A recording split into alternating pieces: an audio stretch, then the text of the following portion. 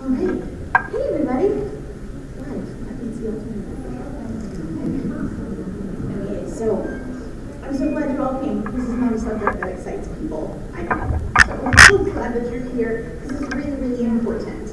I'm Tammy. For any of you who haven't met me, don't know me, etc. I'm a newsletter ninja. That's my title. And we're going to talk about list hygiene today, how to scrub up your subscribers and keep your list clean. So, first of all, for people watching at home, you can't see that, if you go to newsletterninja.net/20, the numerals 20 books 2022, you can grab the slide deck so that you'll be able to see and follow along at home as we go if you want to. And of course, you guys will also be able to find the slide deck at that same page. And also, there's a little bonus at the end, and you'll be able to download that. So, we're going to start with the why. What are the reasons for cleaning your list? So, this is a slightly advanced talk in that I'm assuming you know already about things like reputation and deliverability, but I will give you just a little something to hang your hat on, just in case you're not entirely up to date on that. So, the reasons why you want to clean your list, the reasons that you want to clean your list. Number one, your reputation. So your reputation is essentially, some people refer to it as your sender score. It's basically how receiving inboxes like Gmail, and I often just shorthand to Gmail because that is going to be your biggest number. If you check your stats in MailerLite or ActiveCampaign or whatever you're using, you'll see that an inordinate number, by far the vast majority of your people, are probably using Gmail. So the receiving provider, like say Gmail, sees what happens when your emails arrive. Do people open them? Do they delete them? Do they mark them as spam? Do they open them and then delete them, or do they delete them without reading them? Do they click on things, etc.? All the things what you expect people to do with an email that they receive. So, and each of those actions that they can take kind of, gives you an up or a down. Think of it as like thumbs up, thumbs down. And the more thumbs up, the better. The more thumbs down, the worse. And you want your reputation, those like lack of red flags, those positive actions with your email to remain high, because that affects your deliverability. So deliverability in its truest sense just means, did the email arrive? And that can mean, did it arrive anywhere? Did it arrive in your primary inbox? Did it wind up in promotions? Did you filter it into a folder? Whatever. But it didn't at least get lost or rejected. And that's awesome. But we also want to keep in mind when we're talking about deliverability that because things can be delivered to, say, if you're in Gmail, your promotions box as opposed to your primary inbox, we also want to think about inbox placement, which is an important kind of subcategory of deliverability. So we want to make sure that those two things are performing the way that they're supposed to be. It will also keep your email marketing service happy, and that's important. So if you send out a campaign in MailerLite and 20% of your people hit unsubscribe, you're going to get an email from MailerLite and you're going to be like, what? But you also will run into problems if you have a lot of bounces, which is what can happen if you don't clear your list for a very long time. I'll talk to you about bounces in just a bit. You can have a lot of spam reports if you've got people who have not been opening your emails and then for whatever reason they caught this one, but they don't even remember you because you never cleaned your list, so they're still there. It can really work against you. If you're in some services, they will just penalize you right away. MailChimp is super touchy about all of that kind of thing. If you get high unsubscribes, a lot of bounces, things that I don't even necessarily consider high unsubscribes, honestly, MailChimp will just straight up shut you down. And yay, good for you, you have no email list anymore. So you always want to keep them happy. You want to make sure that your stats are doing well. They want you to keep your stats doing well because, of course, you're sending email through their servers, which also affects everybody's reputation who's on the server, and it affects MailerLite or ActiveCampaign or whoever. Like, this is all, it's kind of, you can spread. You gotta be careful who you're in that. Gross. Okay. The other reason, and this is just mercenary, keep your costs down. If you're cleaning your list, you're gonna obviously pay less because most of the providers, or at least certainly the biggest ones that we're using, charge you based on list size by how many subscribers you have. So if you're approaching one of those points where they're gonna bump you up, maybe it's a good time to do list hygiene and buy yourself a little bit more time if you're trying to keep it down. Particularly if you're in one of the email marketing services where the leap is really big. Like some of them are kind of more incremental, but then there are ones where like you have 5,000 and then you jump to the 10,000 tier and you're like, can we just do something about it maybe? So it'll keep your costs down, which is always very nice. Here are some signs that you need to scrub your email list. And that first one, I told you we were going to talk about bounces. If your bounce rate has gone up, at the end of this, I'm going to give you like a tracker so you can kind of keep an eye on all of this stuff in one spot. If your bounce rate is increasing as you go, you probably have an old list. People are starting to not just fall out of engagement, but their emails are starting to go dead. There's two kinds of bounces. There's soft bounces and hard bounces. Soft bounces are usually not a big deal, and they are remediable. Is that a word? Fixable. So if you get a soft bounce, it usually means that something was wrong with the server at that time, or somebody's inbox was full, or whatever. The email tries to be delivered. The receiving inbox says no, or something's wrong with the server, so just like at the server level, it's like no. And it bounces back to you, and your service will mark it as a soft bounce. Most of the services will resend to soft bounces, or they will at least allow you to send follow-up campaigns to soft bounces, and if something bounces more than a few times, your email marketing service will treat it the same as a hard bounce. So that's it. Hard bounces, we do not like. Let me do another drink here. I have crippling stage, right? So I'm going to drink now. You're doing great. Thank you so much. It is a real problem, though. Whew.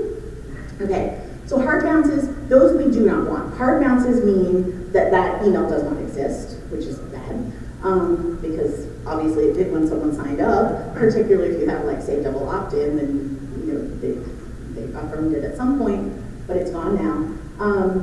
It means that there's something catastrophically wrong with their whole server situation, which kind of isn't on you, but also you're definitely going to want to make sure you're getting people like that off. If you get a hard bounce, your service will just cut it off. They will not send to it again because it really hurts their, like I said, reputation and deliverability. You're all in this pool together. That's also a gross analogy. But you're all in there together, so they want to make sure that everybody is doing what they're supposed to do. So if you have a hard bounce, that's a problem, and you want to make sure that you have as few of those as possible. You'll get the same sort of penalties. If you have too many hard bounces, you'll get an email from MailerLite, or MailChimp will just chuck you off, or whatever.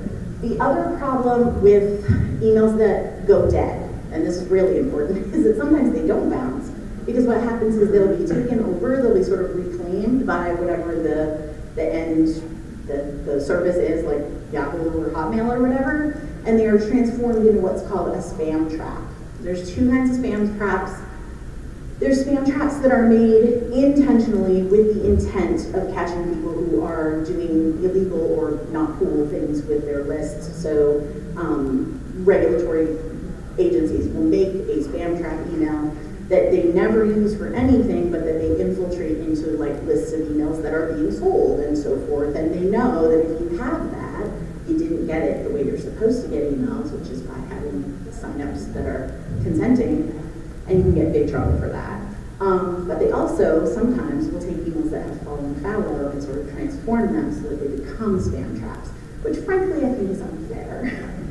Like, it's not great to not do list hygiene, but it's not really the same as buying an email list. So, but it is a thing that happens. So you want to be cleaning your list so that the chance of getting any of those goes down.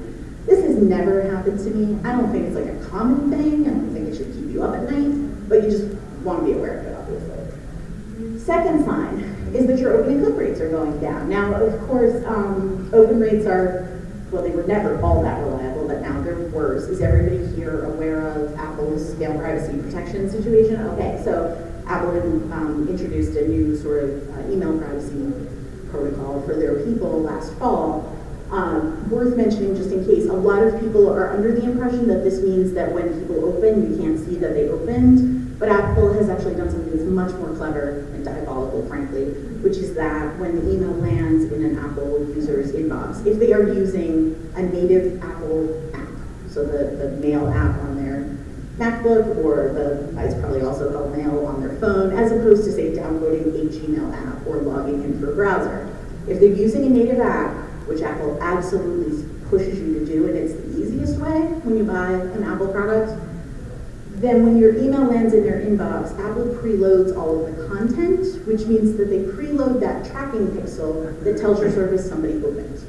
So basically, what you will see is that when you send an email, most of your Apple users will open right away. They did, probably. They're probably not on Kids and Eagles waiting to get something and open it from you. So we do actually have kind of an inflated open rate depending on how your service provider is handling it. And the email marketing services are all handling it differently, so that's fun. But for the most part, you will notice that you might have some somewhat inflated open rates. The good news on that is that if you do list Hygiene, you do not run the risk of cleaning out a bunch of Apple users who are actually opening, because it's not that they look like they're not opening, it's that they look like they are, and they might not be. So one recommendation that I and all the other people who find this newsletter stuff super fascinating, we are so fun to party, recommend is go by click rates more. You know, like try to make your decisions based on click rates instead of open rates where you can. If you do want to decide something based on an open rate, do your best to segment and exclude people who are using Apple devices if you can do that in your email marketing service. So if I wanted to look at open rates and then draw some kind of data from a pool of people based on open rates, I would just exclude the Apple people. And I do love extracting data from pools of people. It's one of my favorite things. Fun at parties, like I said. So, and if you are running automations that depend on opens, you might want to consider trying to have those rely on clicks instead. That doesn't mean you gotta have something in there to click, and it should probably be something super clicky. So consider that. But that's a much better metric to decide who's actually reading your email. For the most part, your email service provider, if somebody is an Apple user and they open, don't worry if the baby makes noise, it's totally fine. I love babies. If your person is an Apple user and they click on something, your provider will generally understand that obviously that means they really open. So even if they're not counting them in your open rates, that's ActiveCampaign doesn't count them. Depending on how you set it up, they'll move them over into that column once they've clicked, but it's a whole situation. But at any rate, you're just going to want to look at those metrics and at least keep an eye on, are they going up or down, or are they staying pretty stable, which is awesome. And when they start to go down, what will happen usually, and it makes sense when you know the tech behind it, is that they'll start to decrease, and then it kind of exponentially gets worse as time goes on. The reason for that is that the receiving provider, let's say Gmail, they notice that fewer people are opening your emails, and that affects placement, and so then maybe your emails aren't going into the primary inbox, and instead they're landing in promotions, which means fewer people are opening them, which means that they notice fewer people are opening them, which means you get worse placement, and you see where that goes. So that's not good. We want to make sure that if people are not opening, and it's really sad if they're not opening simply because they can't see them, because Gmail's putting them in promotions, that is very sad. But we also don't want them hanging around doing nothing but dragging down the open rates. So we need to get rid of those people. Again, very sad. We're going to rescue them before, we're just going to check them out, so don't worry, we'll talk about that in a second. A third way to tell that you need to scrub your email list, this doesn't happen a ton, but if you have subscribers that are bots, if you're not using double opt-in, usually double opt-in will solve this problem. But if you don't happen to have double opt-in enabled for one reason or another, you will see sometimes some junk signups. I would say, first of all, either consider double opt-in or get yourself a really good reCAPTCHA. The most recent version of reCAPTCHA does not make you identify motorcycles or traffic lights or freaking whatever. It honestly is behind the scenes and nobody has to do anything, but it can sort of see what people's behavior has been, and it understands what bots do and what people do, and is actually quite good. So see if you can get a really good reCAPTCHA or something.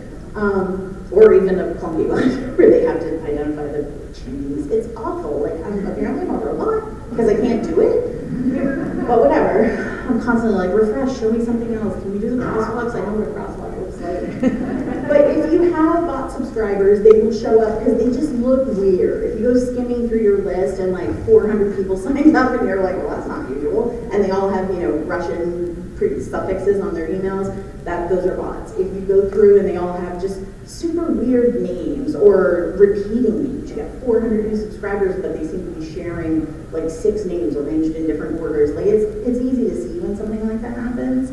First of all, just delete those. And then I generally try to do some list hygiene just to kind of make sure everything's all cleaned up how it should be behind the scenes. Hopefully not a lot of people end up with that problem with the bot subscribers. So those are some signs. Like I said, I'm going to give you a link to copy a tracker out of Google Sheets, and that will let you look at all of this in one spot. Because unfortunately, with most of your providers, you're going to need to go in and look at each individual email to see your stats. At least if you want to see them really completely, which I always do. So it's good to have them somewhere where you can just see the progression all in one place.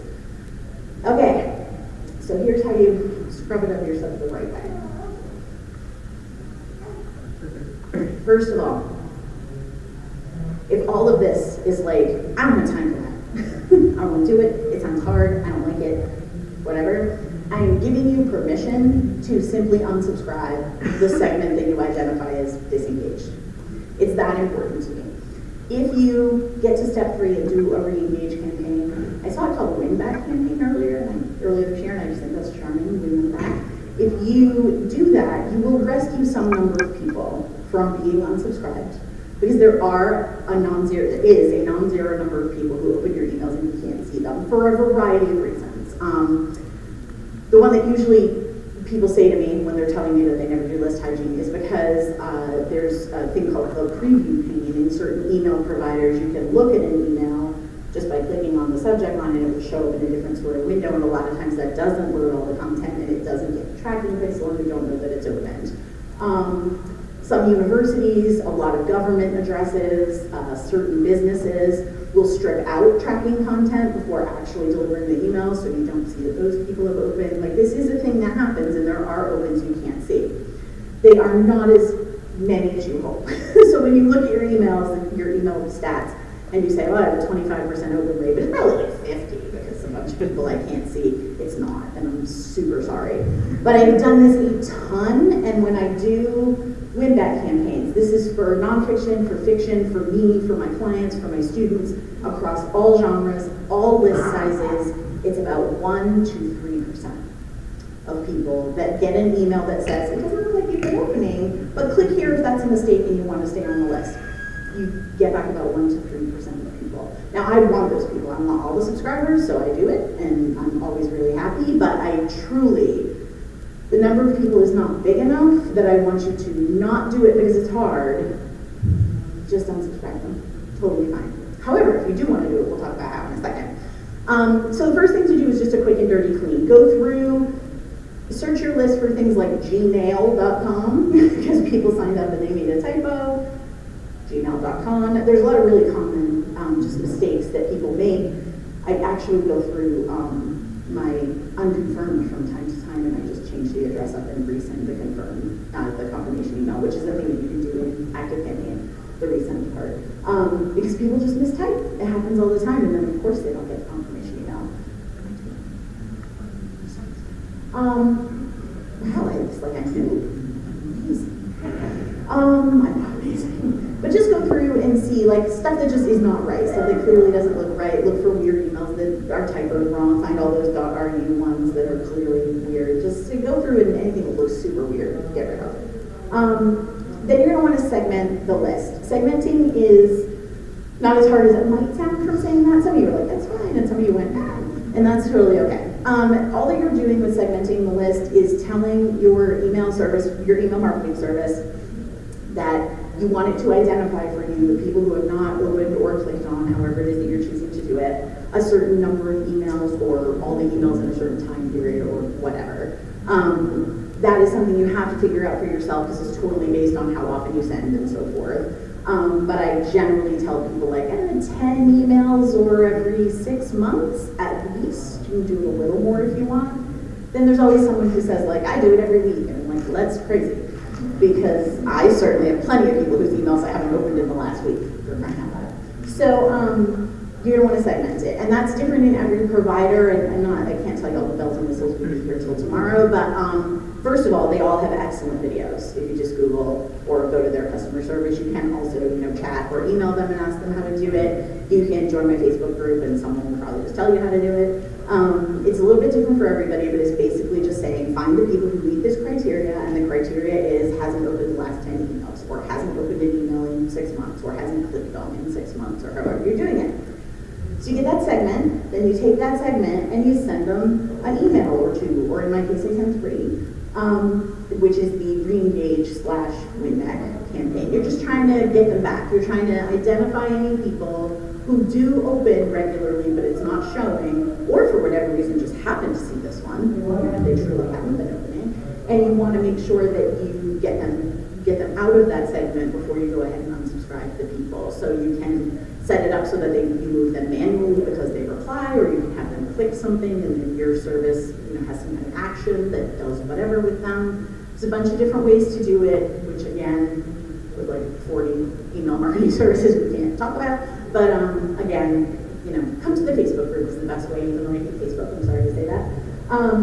And join the newsletter. I talk about these things from time to time there as well, but not as often. At any rate, you're going to do that. You're going to email them. I send them 3 emails. The first one says, it looks like you haven't been opening. I always blame this on the tech. This is a step that I think is helpful, but maybe not everybody can pull it off, just kind of acting a little ditzy about tech. I'm like, oh, the robots say, because I've occasionally sent emails that said it doesn't look like you're opening, and people will reply and be kind of salty, like, well, I have things to do, or like, it's a whole situation, which is weird. Or they kind of feel creepy about being like tracked in that way, which I get, but I'm not like looking at you, I'm just looking at everything in aggregate, man. It's fine. So I sent one that says it looks like you haven't been opening, and I only want to send emails to people who want to receive them. I always want to explain that that's for their benefit. It's not like, I don't want you around because you're not contributing, even though that kind of is what I mean. I never want to send emails to people who don't want them. So if you want to unsubscribe, here's a big button, do that. If you want to stay, here's another button, click that, and you're good to go. The second email I send just says, I sent you an email last week, or however often you sent it, and it doesn't look like you clicked on anything in there. If that's a mistake, like, reply and let me know. I also give them a click, because this might be the first thing they saw, and I don't want a million replies. Also, I could get a million replies. But just let them know this happened, and if I don't hear from you, I'll go ahead and unsubscribe you. And then I send a third email that just says you've been unsubscribed. The reason I sent that one is because I want to include a link where they can sign back up if they want to, because you're going to scrub a few people that would have said no, but for whatever reason they didn't happen to see the emails. So I send that third email that says you can sign back up here, or you can just follow me on BookBub or Amazon if you want to know when I have a new release. That's always been my method, because I have attention deficit disorder and like 10 jobs. So I don't want to maintain 2 different lists. I feel like I will mess that up. But I am seeing people offering that they will maintain a release list. If you just want to know when I have a new release, click here. And then that will move them onto a different list that you only send to when you have a release. If you want to do that and you're the kind of person who can keep track of that, God bless, that's awesome. Anytime that you can keep people on your own real estate instead of farming them out is really important. That's why I'm always nattering on about newsletters. So if you want to do that, that is also a really good option for folks. In that case, what happens is you are only sending them the emails that they asked for. So it shouldn't be a big problem with deliverability or reputation because you're not sending them a series of emails that they don't open and they're just looking for the subject line that says like the new book is here.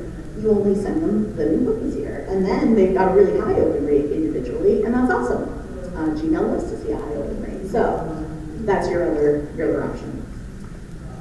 I was going to say just all of that makes sense, but we'll have questions at the end. So, we have another. Okay. Am I talking too fast? Okay, cool. I do that. So, once you've done that, actually, let's hop back. So, once you've done that, you've sent all those various emails, win-back campaign, if you're going to do it, offered them releases, any of that stuff. Now you've got this nice squeaky clean list. One cool thing is that your open rates are going to go up, at least for the next email, because that's just math. So that's awesome. The people who are going to get your emails are people who at least have been opening somewhat regularly over the last however many emails, and so you're going to have a pretty good open rate, which is very exciting. Good reward, makes you happy. Makes your EMS happy, makes Gmail happy, everyone's happy. Then what you're going to want to do is get out your calendar and make a note to do this again in 3 months or 6 months or whatever it is that you've determined is the right amount of time. And when it pops up, don't just dismiss it. You got to really do it. And that's kind of a hassle. I get that, It is also possible to automate your list hygiene, to have MailerLite identify those people and then check to see if those people have fallen out of engagement, see if anyone has fallen out of engagement periodically, and if they are in that segment, go ahead and put them into a win-back campaign, which you have set up as a workflow, and there you go. You can do it in an active campaign, you can automate it in an active campaign. I do not know about the others, but I suspect that you can, and I'm hoping to kind of learn about all those so I can at least definitively tell you yes or no. So do one of those two things, schedule or automate. Then you're going to recheck your segments. I am an absolute bear about this only because I have a warranted paranoia that I might have set something up wrong, that I might have made a click and when they clicked it, I might have made a link and when they clicked it, it did a little thing that was wrong. So I go through and I spot check people. Okay, 200 people clicked this. Let's check 5 or 6 of them to make sure they wound up in the group they're supposed to. Okay, that's cool. Just go ahead and make sure that everything happened the way you wanted it to. You can sign yourself up as well and make sure you throw yourself into that segment and get yourself through that workflow. That would be really cool. And then you can see if everything's working how it's supposed to be from the user end, which of course I always recommend. You should test that before you send, of course, in case no one's ever told you. Do a test of every email that you ever send, check all the links, etc. And then I'm going to want you to record the information in your tracker, your new information, because you're going to have a new list size, and the next time you send, you're going to have a different balloon and all of that. I want you to keep track. More on that in a second, as it says.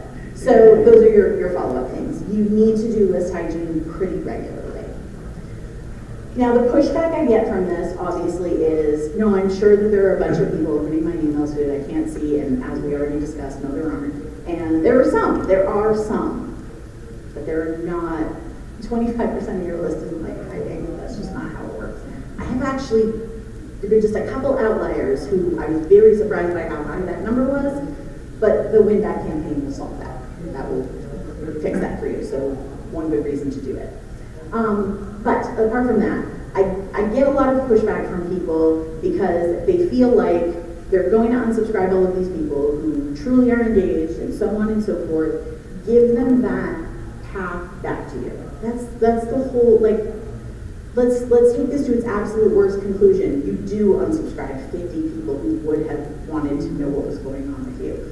If the last email they get says, you can just sign back up here, or depending on your service, click here to sign back up, and it's actually super effortless, or follow me on Book Club and you've got a link there. Like, if you give them that path to continue to get from you whatever it is that they want, you've mitigated almost all of any danger of unsubscribing people who are not interested. People are really worried about it. You guys work hard to build your lists. You're paying for list builders maybe, or you're like, really pushing in the back of books and you're writing a bunch of reader magnets.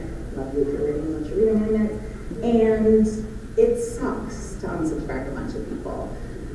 But the most compelling reason for me, or at least the most compelling proof, I guess is more what I mean. The most compelling proof for me that you need to do this is that all of the email marketing services tell you to do this. It is in their best interest if you have 40 million subscribers, at least on the surface, because you will pay them more money. So they are giving you advice that on the surface directly, negatively impacts their bottom lines. Have fewer subscribers. You don't expect that out of MailerLite or MailChimp or whatever. They're saying it because that short-term gain of getting more money from you every month because you have a bigger list is by far outweighed by the damage it does to their reputation and deliverability at the server level, and that's really meaningful. Like, companies don't generally ask you to give them less money unless there's a really good reason. So please keep that in mind when you're wondering, really, I really have to do this? You really have to do it, and it will reap such amazing benefits for you. The people who are left are going to be really interested. They are going to be people who open a lot, who click a lot, who are probably buying on the other end of that click since they stuck around. They will reply to you if you don't have the first newsletter in your book, you should get it, and if you're doing the things that are in there to keep them engaged, there are the people who are going to reply to you and join your group or whatever. Those are the people you want. You just don't want to send emails to people who don't want to get them. So that's the final word on that. I have 15 minutes awesome, we can take some questions. So let me just give you these links. Those of you at home, hopefully you have the thing. Newsletterninja.net/advanced automation. It has a hyphen, which I'm annoyed with myself for doing, but it does. I do teach this, essentially, but with more bells and whistles and buttons and levers. In my advanced automations class, which is currently on wait list, we just run it a couple times a year. I'll tell you, spoiler, I'm not entirely sure it will go forward in its current form, but there will always be an opportunity somehow to actively do workshop stuff with me about list hygiene. So you can sign up there, or you can sign up at the newsletter, newsletterninja.net/newsletter. And of course, I always let people know when there's something new for you to do. And then, it's just the same slide with a new link. Why did I do that? If you go to there, newsletterninja.net/stats tracker, again with a hyphen, Google will ask you to copy right away. You won't be able to see it at first, but it will say, do you want to make a copy? And this will open up a tracker for you, which if I had any sense, I would have a screenshot of, but I forgot. And that will allow you to put in the URL so that you can quick check it, to remind yourself what an email looked like, the subject line, the preview or pre-header text if you have that, open rates, click rates, the whole nine. There's a whole, I believe it's called like ridiculously comprehensive or something like that when you get to the page, and it is. Delete anything that doesn't serve you. But the good thing about that is that you then have a column that will just show you exactly what your click rates are doing every month if you just keep up with that. And I don't do it every week because who has time? But I'll go in monthly and just fill in all of the information. That way you can open it up real quick, glance at it, and go, yeah, it is giving me time, and do yourself some list hygiene or whatever. Even if you've scheduled your list hygiene, I'm going to do it every 6 months, peek in every 6 weeks or so, and just make sure something weird didn't happen. Because if something weird didn't happen, you want to mitigate it right away. And if you have it automated, the list hygiene is just kind of happening in dribs and drabs as people go along, so that's actually kind of awesome, because then you don't have to pay as much attention. You know that unengaged people are getting kind of purged, which is nice. But if you're not, keep an eye on it, for sure. That's it.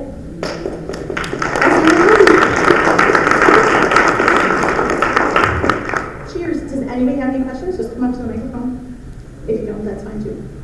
Okay. Tammy, I've got a comment.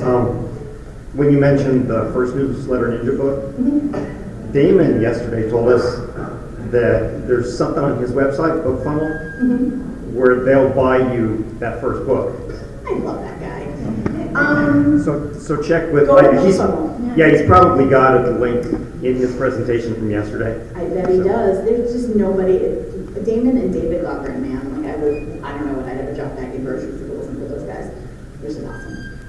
Thank you, for sure. Go to Book Funnel and check it out. He may also have, there's a second book, this isn't an infomercial, but there's also a second book, Newsletter Ninja 2, if you give a reader a cookie, which is hilarious. And that's about reader magnets, so you can also check that out. They're all linked on the website, obviously, and maybe Damon's giving them away. You're right. So I use that, God, I can't remember what it's called, where they like check your newsletter for like viability before you send it out. Yes, like mailtester.com. Mailtester.com, which is yes. great. I highly recommend that. Well, I had a couple months ago, it like flagged my email as spam. Like usually mine is like a 9.7 or a 9.8, and it went down to like a 7 or an 8. And I looked and it like had subscribed me to like, it was on some list that I was spamming or something. I just want to say, if that ever happens to you, you can get off those. It was not that hard. They try to make it really complicated and scary, like with a bunch of verbiage and stuff. My husband's in IT, and like I was like, come help me. But yes, you can. And I just basically was like, I have double opt-in. I just like wrote what I do, and I was like, but is that what you're talking about with the bots, or is that a different thing? The bots are like, I'm talking about like, you just get a ton of signups. There's just, I actually don't surprisingly understand very little about tech. It's all really a mystery to me.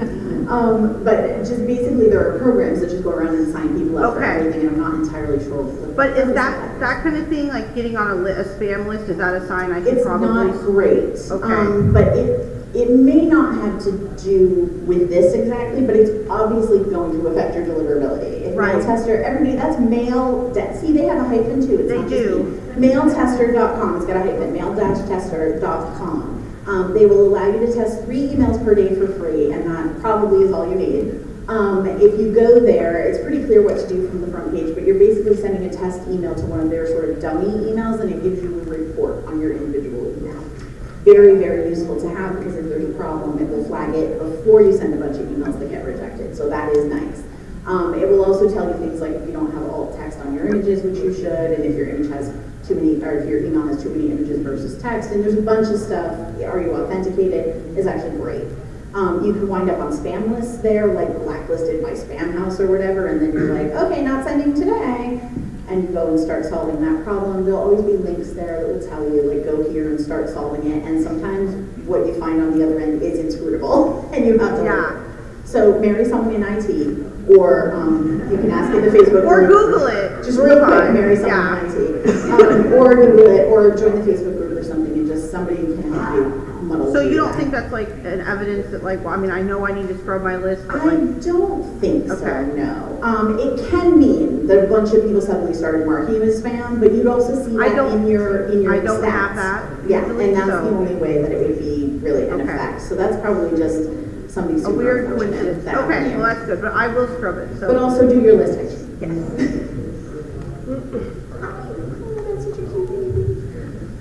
I was curious if you had any opinion to share about some of the major email providers, and I mean, obviously they all have their strengths and weaknesses. I use ConvertKit, hate MailChimp, tried MailerLite, didn't have a lot of success with it. I found the best success with ConvertKit. However, they do have weaknesses. They have very limited segmenting in terms of like when's the last time someone clicked, when's the last time someone opened an email. It's basically just they have a cold list. And their cold list is open something in the past 60 days or not, and that's it. So they're very limited on specific kinds of segmenting that I wanted to do and found I can't do. They're really great with tags. So I was just curious if you had any opinion on like ConvertKit, versus I think you mentioned Active Campaign that you use versus like Kajabi or Drip, or do you have any wisdom to share on that? I don't know about wisdom, but I definitely have opinions. The answer to do you have an opinion is always yes. So I do not recommend MailChimp for a variety of reasons. I don't like their actual architecture. I'm sorry, MailChimp. The way that their architecture is built, the database architecture, means that you get double charged for subscribers, and the way that some subscribers, if they're on more than one list, the way that they've set up their, this is not architecture, this is just their choice, they've set it up so that even if people unsubscribe, they still charge you for them because they're still in your audience, and you can like run Facebook ads to them or whatever. So you have to take an extra step of archiving people who unsubscribe. It's a whole situation, and I'm just not a fan. Also, their automations are not very robust. They have kind of automations and like a customer journeys, I think they're called, and so, but they're super linear. They don't actually allow you to do a lot of like conditionals and if-thens and link actions and so forth. So it's nice to know that these emails will get delivered in a row, but I would much rather be able to have people click and have things happen to them and have it ask questions to decide what to do with them. They can't really do much of that in MailChimp, so not a huge fan.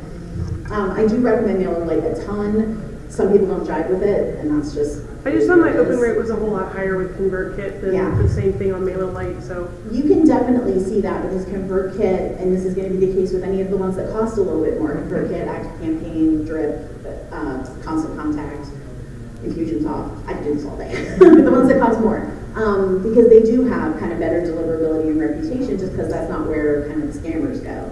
A lot of the scammers are hanging out on MailChimp and MailerLite because they're the free tier, right? So the ones that tend to cost and maybe not have as generous a trial period or free section or whatever, they just generally will have a little bit better open rates.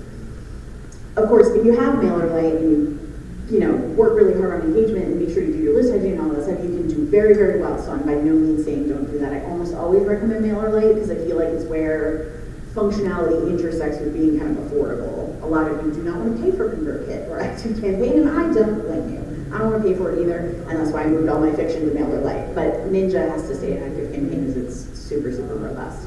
I don't know a lot about ConvertKit, and I'm very interested in this segmenting situation. I've actually been appointed with a friend to learn. He has ConvertKit, and we're going to screen share it in December. So check with me in January, and I'll have lots of opinions, and maybe even kind of a workaround where you can do something that is not obvious or easy, because I do love to work around. Is like, I've got Active Campaign, and I've actually got it so that it segments into 4 different categories depending on what they've done. It's just all based on actions. Yes. So yeah, you can do that with Almost campaigns. universally with every provider I can think of, although there's always exceptions. The key thing to remember is that lists or groups or tags, depending on what you're in, that they'll be called different things, or you'll have more than one of those, are static. You choose people and you put them in, or you have the system choose them and put them in, and they stay there, that's it. Segments are dynamic. You set conditions, I got 5 minutes, you set conditions, and then people move in and out of that segment automatically based on the criteria that you've set. So they are super powerful. Unfortunately, you can't trigger an automation on a segment in MailerLite, so it requires a workaround to get all this automated, but they're really, really powerful. So I would learn about ConvertKit, hang out in the group or join the list or something, and once I'm a ConvertKit expert, I'll have all kinds of stuff to say. Well, now I feel like really sheepish because I use MailChimp, so. Don't worry, you probably need to do some list hygiene. Yeah, so that's my question. So I've done list hygiene a few times, and there's an option to delete or an option to archive. So what is the benefit of one over the other? I'm really glad that you asked, because I need to add it to this one, in case we do this again. Don't delete your subscribers. And I also get people who argue with me about this. Here is the thing, and I actually have, someone in my group said that her email service, marketing service, when you delete a subscriber, they retain sort of just a little ghost of a bit of data about them that is GDPR compliant. One of the tenets of GDPR, really important, there's like 3 important things about GDPR, and one of them is transparency. You have to be able to tell people what you did with their information. If they come to you down the line and say, I was subscribed, what happened? You have to be able to say, you joined on this list from this IP address, we sent you this many emails, here's how you acted, here's what we did, here's how we stored your email. You have to have that transparency. And so don't delete people, because then you're in an indefensible position if they show up with an email in hand and say, I never asked for this, give the EU 10,000 pounds, or euros, sorry, euros. You don't want that to happen. If you happen to have, I wish I could remember what service she said she had. If you happen to have a service that retains this information, that's awesome. GDPR also has a right to be forgotten, so you'd have to delete it if someone asked you to, but otherwise do not delete your people, just unsubscribe them. In the case of MailChimp, also archive them, because they will still charge you for the unsubscribes, which is a bummer. Aweber is the same, just for reference, if anybody's on that. Aweber has the same architecture, and you can get double charged if people are on 2 lists, or triple charged, so don't do that. Is that everything? We're on time.